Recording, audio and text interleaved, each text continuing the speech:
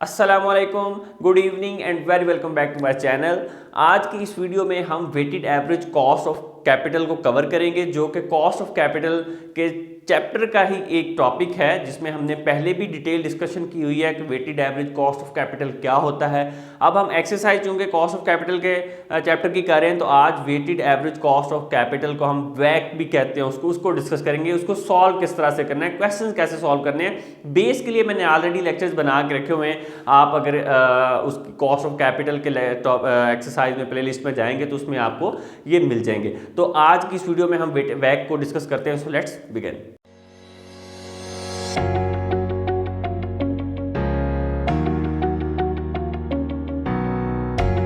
Question number हमारे पास 9th chapter का 12 question number है, जिसमें हमने the effect of tax rate on weighted average cost of capital find out करना है।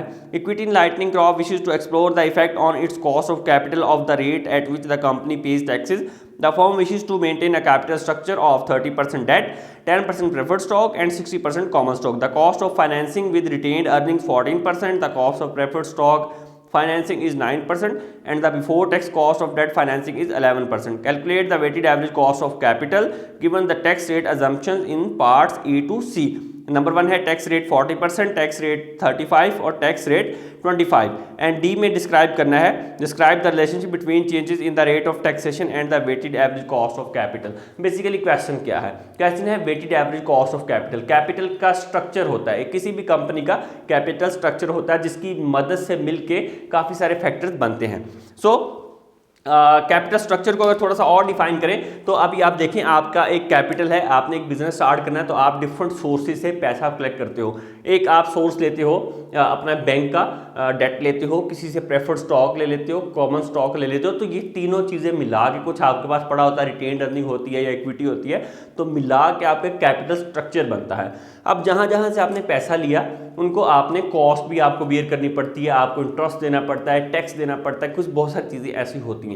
तो वहाँ से आपने डिफरेंट जगह से पैसा लिया, अपने बिजनेस में लगाया, तो आपने ये सपोज किया कि डिफरेंट जगह से मुझे पैसा लेने पे, मेरा अपना कैपिटल बनाने पे, स्ट्रक्चर जो आपने बनाया उस पर आपको एवरेज कॉस्ट कितनी पड़ेगी। किसी का ज़्यादा टैक्स हो सकता है, किसी का कम कॉस्ट आ सकती है। तो इसको मिलाने के बाद हमने एक एवरेज निकालनी होती है कि आइंदा मुझे फ्यूचर के लिए कितना टैक्स या कितनी कॉस्ट बियर करनी पड़ेगी। वो कॉस्ट आप निकालेंगे, average cost basically find out करनी है। तो उसका बहुत ही आसान सा मेथड है जो कि मैं आपको बता देता हूँ। ये क्वेश्चन मैंने यहाँ पे लिख भी दिया। डेट का प्रपोर्शन उसने दिए, देखे डेट का प्रपोर्शन 30%, प्रेफर्ड स्टॉक 10 और इक्विटी 60। एक बिजनेस के अंदर आपने अपना इक्विटी 60% लगाया है, डेट 30% लिया और प्रेफर्ड स्टॉक 10। ये याद रखना है कि ये सारों का जो सम है वो 100% आना चाहिए। ये 100% के इक्वल होना चाहिए, मीन्स उसे 1 के इक्वल होना चाहिए। अगर इसको डेसिमल में करेंगे तो 1 के इक्वल, अगर परसेंटेज की बात करेंगे तो 100% होना चाहिए। इसमें ना ये 110 नहीं हो सकता, आपका कैपिटल स्ट्रक्चर 100% होना चाहिए। उसके बाद ये उसकी कॉस्ट है। आपको KI मैंने लिखा है, RI भी लिख सकते हैं आप, ये इसमें फर्क ना कीजिएगा, ठीक है। इसको आप कहते हैं cost of debt. Cost of debt आपको कितनी पड़ रही है? 11% डेट पे। इक्विटी पे आपको कितनी पड़ रही है? 14%। और प्रेफर्ड स्टॉक पे आपको कितनी पड़ रही है? 9%। ये आपको कॉस्ट पड़ रही है, देखें डिफरेंट पड़ रही है। अब आपने इसमें से एक एवरेज कॉस्ट फाइंड आउट करनी है, उसको हम वैक कहते हैं, weighted average cost of capital कहते हैं। और उसने पहली assumption में पूछा था टैक्स रेट अगर 40% हो, टैक्स रेट 35 हो, टैक्स रेट 25। इसका क्या मतलब है? जब हम वैक का फॉर्मूला लिखते हैं बेटा, तो सबसे ज़्यादा जो ज़रूरी चीज़ होती है वो ये होती है कि उसमें जो आपका डेट होता है, ये वाला, ये होता है टैक्स डिडक्टिबल। टैक्स डिडक्टिबल क्या होता है कि इसमें से कुछ टैक्स जो है वो माइनस करने के बाद ग्रॉस इनकम कम रह जाती है, तो उस पर कम टैक्स ये कॉस्ट आपको लगती है। तो इसलिए टैक्स आपका जो डेट होता है वो टैक्स डिडक्टिबल होता है। ऐसे एक्सपेंस होते हैं टैक्स डिडक्टिबल एक्सपेंस होते हैं। इसको थोड़ा पहले ही मैंने एक्सप्लेन किया हुआ, डिटेल करूंगा तो क्वेश्चन रह जाएगा। तो आप ये सपोज कर लें कि टैक्स डिडक्टिबल होता है, इसमें से आपने टैक्स को, ये जो टैक्स रेट है ये माइनस करना होता है। अगर वो क्वेश्चन में कहे कि इसमें टैक्स रेट माइनस करना है, ये बिफोर टैक्स है, तो आप ये टैक्स माइनस करेंगे। अगर वो क्वेश्चन में आपको जो प्रपोर्शन देता है या जो कॉस्ट देता है वो यही कह देता है कि ये आफ्टर टैक्स है, तो फिर आपको उसमें से टैक्स रेट माइनस नहीं करना, ठीक है। अगर आफ्टर टैक्स है, अगर बिफोर टैक्स है तो फिर करना है। तो इसमें चूंकि बिफोर टैक्स है इसलिए हम इसमें से सिर्फ डेट में से वो माइनस करेंगे। अब हम बढ़ते हैं इसके फॉर्मूले की तरफ और क्वेश्चन सॉल्व करते हैं, ठीक है। सो सबसे पहले हमारे पास है जो हम सॉल्व करेंगे वो हम टैक्स रेट 40% के साथ सॉल्व करने वाले हैं। सबसे पहले तो आप इसको RA भी लिख सकते हैं, ठीक है। इसको वैक भी लिख सकते हैं, WACC weighted average cost of capital, या RE से भी डिनोट कर सकते हैं, इसमें कोई मसला नहीं, ठीक है। तो अभी मैं आपको इसका फॉर्मूला बताने वाला हूँ। ये मैंने लिखा है W का मतलब होता है प्रोपोर्शन ऑफ डेट। I को मैंने डिनोट कर दिया है डेट के साथ, proportion of debt multiply by किसके साथ, cost of debt, cost of debt. ये जो आप लिखे इसको आप KI लिख लें, KI से डिनोट कर लें, या फिर RI से डिनोट कर लें, ठीक है। तो इसमें कोई मसला नहीं है, ये आपका अपना हेडी का जैसे मर्जी डिफाइन कर लें बुक के अकॉर्डिंग, ठीक है। ये आ गया। उसके बाद आपने प्लस डालना है, आगे आएगा फिर प्रोपोर्शन ऑफ प्रेफर्ड स्टॉक डालें, मल्टीप्लाई करें इसको किसके साथ, प्रोपोर्शन ऑफ प्रेफर्ड स्टॉक के साथ, फिर इसमें प्लस डलेगा, फिर आएगा प्रोपोर्शन ऑफ आपका तीसरा प्रोपोर्शन कौन सा है, इक्विटी का। तो आप इसको क्या लिखेंगे, R लिख लें, रिटेन्ड अर्निंग लिख लें, R लिख लें, S लिख लें, ठीक है। और इसको मल्टीप्लाई किससे करना है आपने, KR से मल्टीप्लाई करेंगे, प्रोपोर्शन ऑफ उससे इक्विटी से ही मल्टीप्लाई करेंगे, ठीक है। KE लिख लें, KE इक्विटी लिख लें, या रिटेन्ड अर्निंग लिखेंगे तो R आ जाएगा। इट डिपेंड, इसमें आपने बहस में नहीं पढ़ना, बेसिक आपको क्वेश्चन पे फोकस होना चाहिए, ठीक है।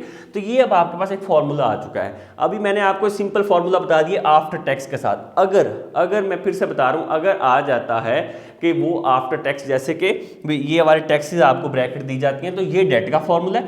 इसमें से सिंपल जब भी हमने ये फॉर्मूला लिख दिया तो हमने क्या करना है, इसमें यहाँ ब्रैकेट लगनी है, 1 माइनस टैक्स रेट आ जाना, 1 माइनस टैक्स रेट आ जाना है, ठीक है। सिंपल आपने यही काम करना, 1 माइनस टैक्स का। अभी मैं इसको सॉल्व करके बताता हूँ। वैक WACC इज इक्वल, अभी हम स्टार्ट करने वाले हैं, प्रोपोर्शन ऑफ लेंगे सबसे पहले इक्विटी का, ठीक है। ये जो हमारे पास डेट है, डेट का कितना आ गया 30%। बेहतर तो ये है कि आप इसको डेसिमल में कन्वर्ट कर लें, ठीक है। डेसिमल का मतलब इसको 100 से डिवाइड कर लें, तो ये आपके पास आ जाएगा। अब 30% का कितना आएगा, 0.30।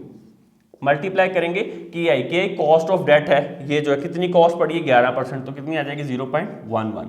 अब यहाँ पे फिर मैंने आपको बताया 1 माइनस टैक्स रेट। अब चूंकि ये बिफोर टैक्स था तो आफ्टर टैक्स हमने फाइंड आउट करना, उसने टैक्स आपको दे दिया है, पहले 40%, फिर 35, फिर 25, ये 1 बाय 1 आपने सॉल्व करने हैं तीनों के साथ।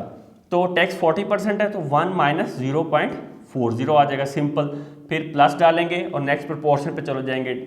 प्रेफर्ड स्टॉक का प्रोपोर्शन कितना है 10%, 0.1 आ जाएगा, प्लस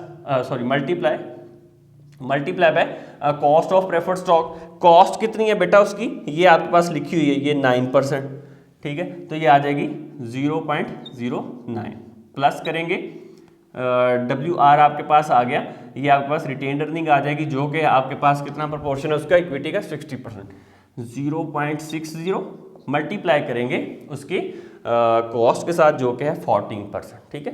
तो 0.14।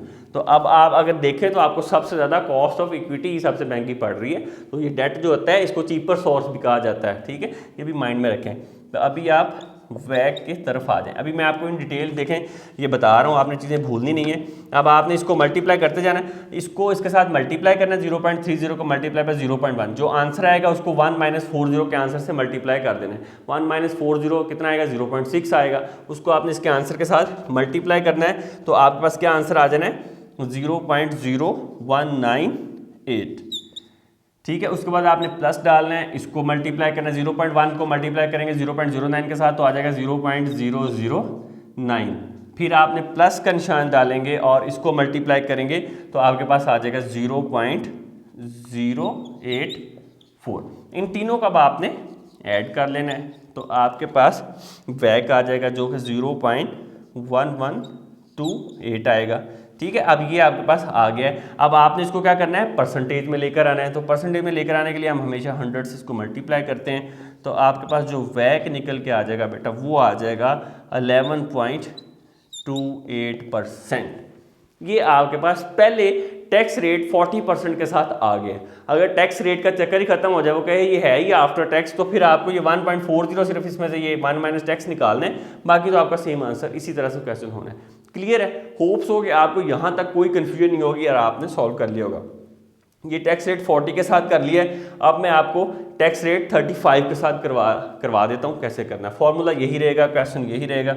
ये हमने फर्स्ट सॉल्व किया है, अब हम सॉल्व करेंगे टैक्स रेट 35% के साथ।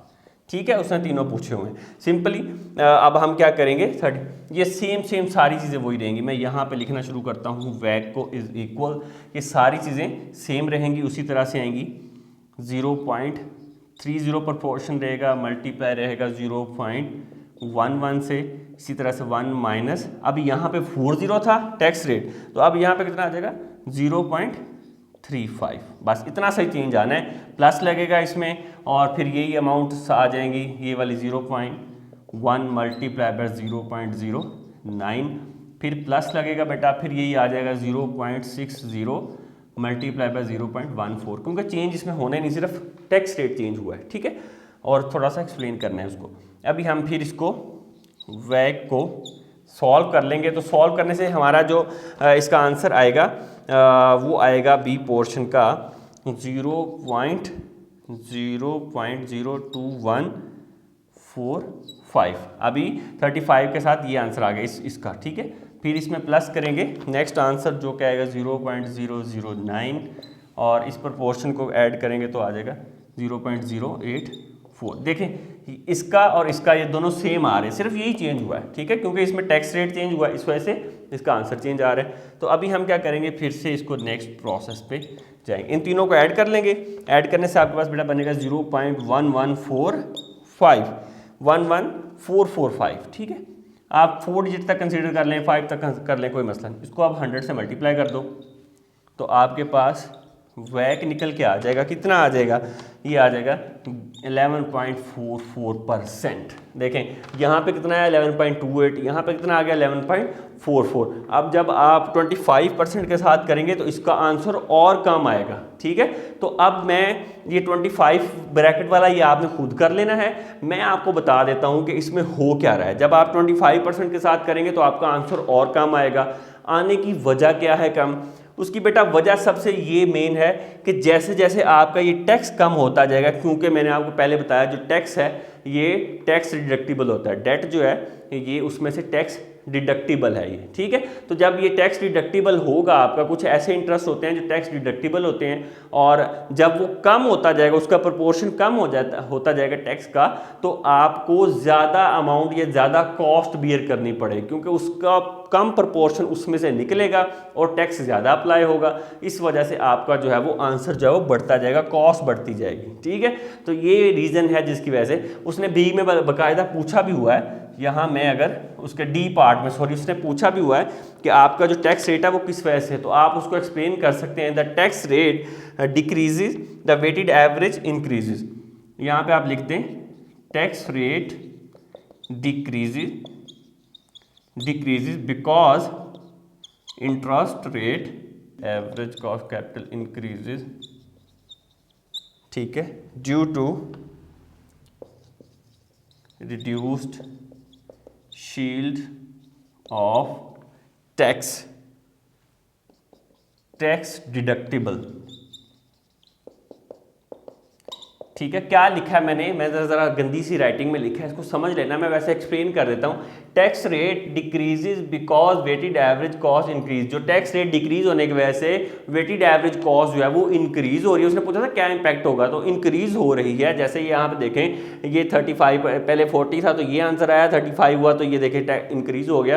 तो इंक्रीज हो रहा है, रिड्यूस किस वजह से हो रहा है, reduce shield of tax deductible, क्योंकि उसमें टैक्स डिडक्टिबल का जो पोर्शन है वो डिक्रीज हो रहा है, जिसकी वजह से वेटेड एवरेज कॉस्ट उसकी जो है वो इंक्रीज हो रही है। होप सो आपको इस क्वेश्चन की समझ आ गई होगी। कहीं weighted average cost of capital के अंदर आपको कोई प्रॉब्लम है, हम नेक्स्ट क्वेश्चन भी इसके करेंगे, लेकिन जो आपको समझाने वाली चीज़ थी वो मैंने समझा दिया है। जो यहाँ पे ही बात को आप समझ लें और बाकी क्वेश्चन की प्रैक्टिस करें, मैं भी आपको नेक्स्ट क्वेश्चन करवाता रहूँगा। सो नेक्स्ट क्वेश्चन में नेक्स्ट वीडियोज़ में मिलते हैं, तब तक के लिए अल्लाह हाफिज़। को नोट कर लें, कहीं कन्फ्यूजन है कमेंट करें, वीडियो को शेयर करें, लाइक करें। Thank you so much for watching this video.